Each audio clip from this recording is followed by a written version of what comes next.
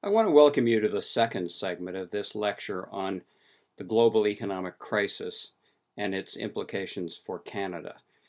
In this segment, I'm going to talk about the crash of 2008. I'm doing this based on my new book, which is titled Beyond the Bubble, Imagining a New Canadian Economy.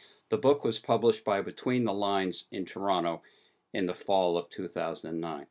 All right, let's go back and take a look at the crash of 2008. Now, maybe it's not surprising that people who run form the political leadership of large countries like the United States tend to be in denial about the onset of a great crash that is going to change the prospects for the country and for its economy.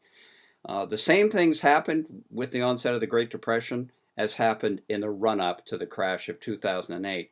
In fact, in 1928, when Calvin Coolidge was President of the United States, he gave a State of the Union address in which he said that the state of the American Union economically was strong, the country was creating jobs, and it could look forward to years of prosperity ahead. That's a year before the crash in the fall of 1929.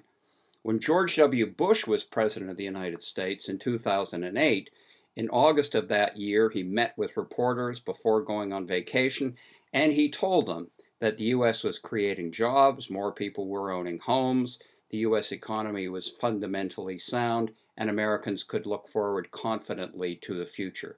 The next month, of course, September of 2009, things changed dramatically in terms of the perception of the Bush administration about what was going on.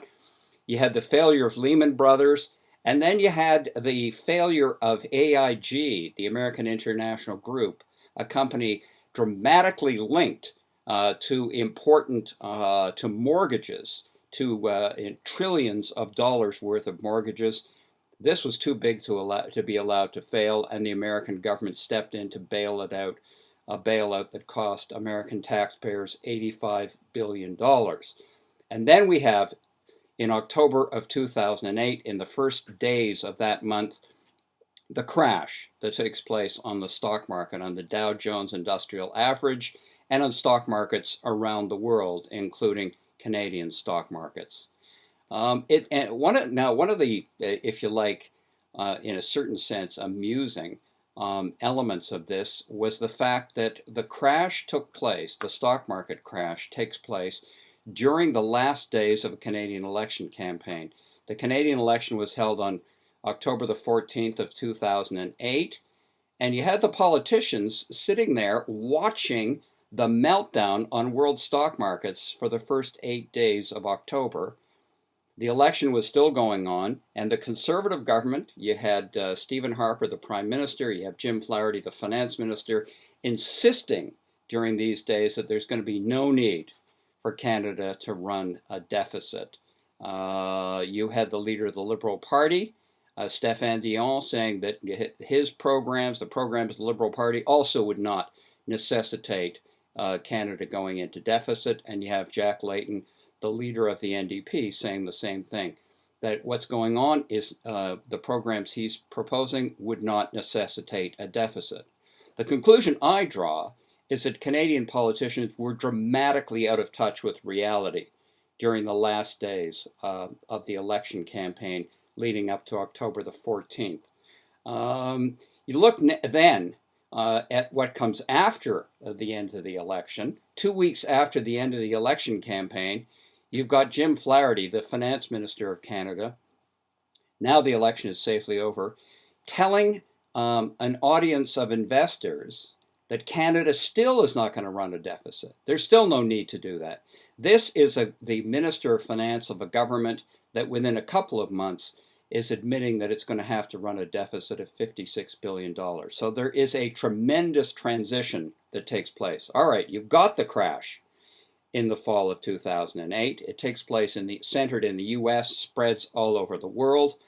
I want to talk about the immediate implications of a crash like this. I want to talk about the factors that surround a crash like this.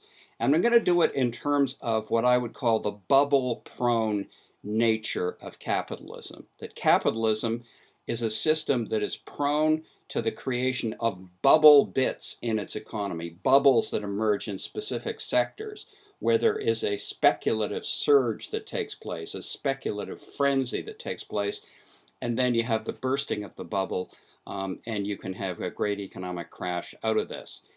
So we can say capitalism as a system is prone to this, and it's especially prone to this during a period when there is a widening gap between the rich and the rest of the population. Or to put it more accurately, when the ordinary people, wage and salary earners, the people at the bottom, tend not to be going up in income.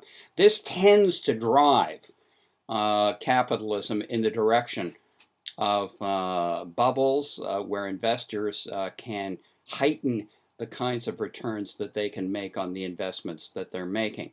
Now, if we go back through the history of bubbles, we'll see that that's true. We should also note that on the eve of the crash, there was a very similar division in terms of wealth and income between the few at the top and the many across the bottom of both the American and Canadian economies in the late 1920s, eve of the great crash of 1929, and 2008. In fact, if you look at the period of the last several decades, we find that between 1980 and 2005, 2006, in both Canada and the US, there's virtually no real growth when you take account of inflation for wages and salaries in the two countries. A study done in the United States showed that for workers in the US aged 25 to 34, a very important segment of the workforce, if you correct for inflation in 2005 dollars, in 1980, their average income was $36,700 a year. In 2005, it's $35,000 a year. In other words, down slightly.